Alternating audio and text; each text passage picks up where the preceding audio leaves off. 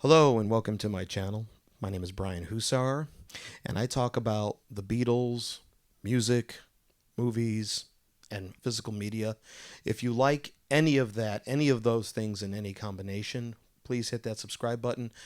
I make my videos at random when my children allow me to. I'm using a mic today. I figured I'd use a mic, see how this sounds so you guys could hear me crystal clear. And today I thought I would talk about the recent documentary on Hulu, McCartney 321.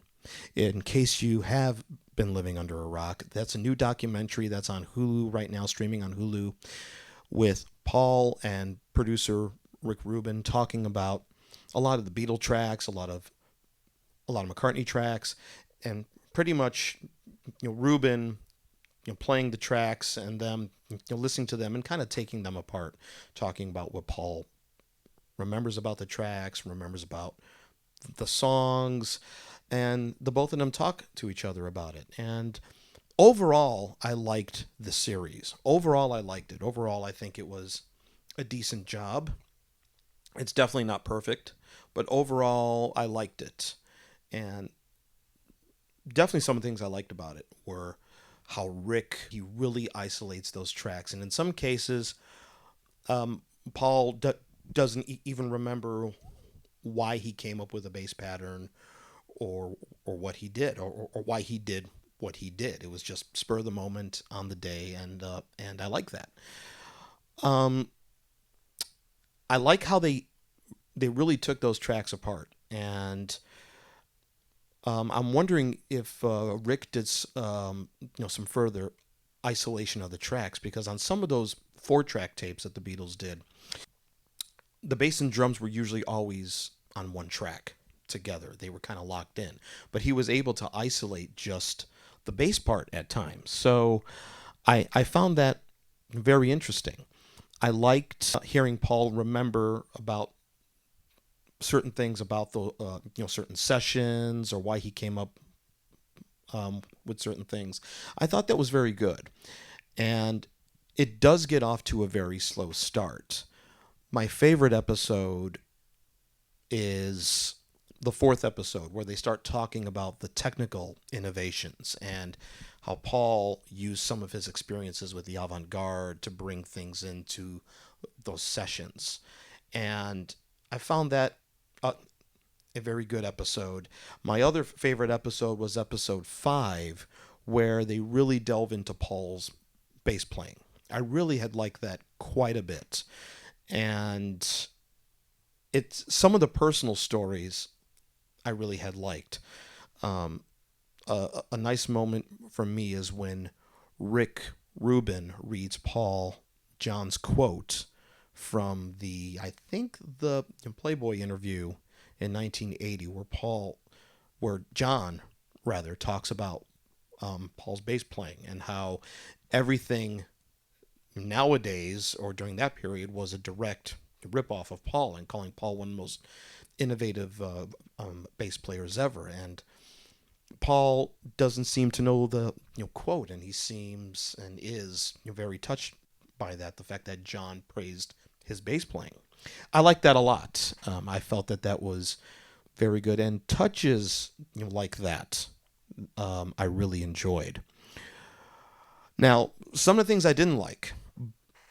Sometimes Rick Rubin's sort of fanboy attitude is kind of cringeworthy at times, and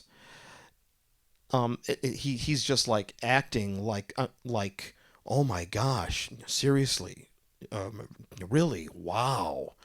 And I have to realize that a lot of these things are not made for me or made for the Beatlemaniac. So if you're a casual Paul McCartney fan or a casual Beatlemaniac, yeah, I mean, you own the one collection or you have a Beatles playlist on Spotify, this is totally for you. And a lot of things will be a revelation. There are things that I don't need to hear again, and they get tiring. Thank God the Yesterday Story was saved for the very last episode, but I'm so tired of hearing it. I know Paul heard the melody in a dream, and he got up and he played it on a piano and he played it to everybody. And, we know the whole story. I've heard it so many times. He goes on Jimmy Fallon, and Jimmy Fallon, he brings it up to him. He goes on Stephen Colbert. The first thing, is it true you wrote yesterday in a dream? Blah, blah, blah, blah, blah. I mean, I know the story, but to just a casual fan, you might find that interesting. I don't, because I already know it. I mean, I think it's amazing. He heard the song in a dream. Okay, very good. What would be interesting to me is if Rick Rubin brought up the fact that Yesterday and I'm Down were recorded in the same session. I want to know how Paul was able to switch modes like that easily. He can go from in the morning, yesterday, all my troubles seem so far away, to the next song in that session, how can you laugh when you know I'm down? I want to hear that story. But like I said, it's not made for me. And Paul's memory is almost full, pun intended, if you know my reference there. And certain stories, I scratch my head over here. I scratch my head. Who is remembering what or how people remember things?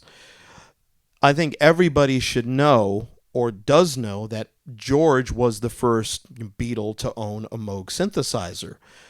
The Moog was used on Jackie Lomax's album the previous year. George had recorded some of that in L.A., and Paul Beaver, one of the Moog pioneers, had played on Jackie Lomax's album. And from what I understood always, George ordered a Moog immediately and had it sent to his home. And as we know, George made an album called Electronic Sound, which is him diddling on the Moog for 2 album sides. From what I understood, George brought his Moog into Abbey Road. And I believe the first song they used the Moog on was Here Comes the Sun. And then Paul used it on Maxwell's Silver Hammer, and it was used on other songs on Abbey Road. But when they played Maxwell's Silver Hammer on episode 4, Paul tells Rick that it's a Moog, and Paul's like, yeah, it was a Moog.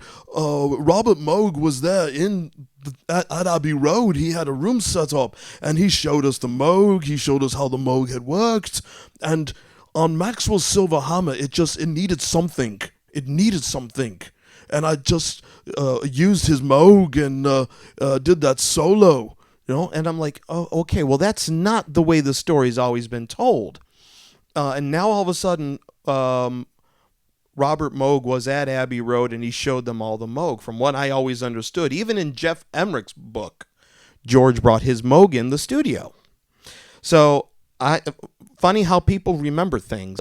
Stuff like that kind of annoyed me. The same old stories that we all know, but eventually some personal tidbits were in there. I plan on watching it again.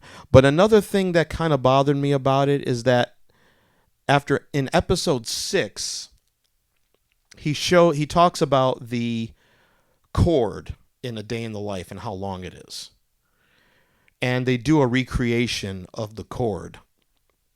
Although Paul doesn't say that the chord is played by him, John, Ringo, and Mal Evans. He says the chord was played by him and George Martin added another chord over it.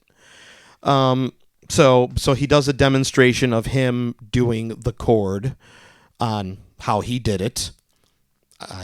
That did bother me because if you take a look at the Abbey Road photos, all four of them are on pianos. And they raise the faders up and how long it is. And then the episode just ends. It abruptly ends. It's like it sets it up for another episode. So it almost seems unfinished. So that's kind of the issues I had with that. But overall, I liked it. Overall, I think it's informative. Overall, I think the diehards, like myself, we will get stuff out of it. If you are just a casual fan, like a friend of mine is who plans on watching it, I'm sure she's going to totally enjoy it and rave about it. So those are my thoughts on McCartney 321. Overall, I liked it, but it's not perfect. It's definitely not perfect. But please tell me some of your thoughts. Please give me some of your thoughts and keep them professional. And also tell me, should I continue to use a mic? Please let me know. And I'll talk to you soon.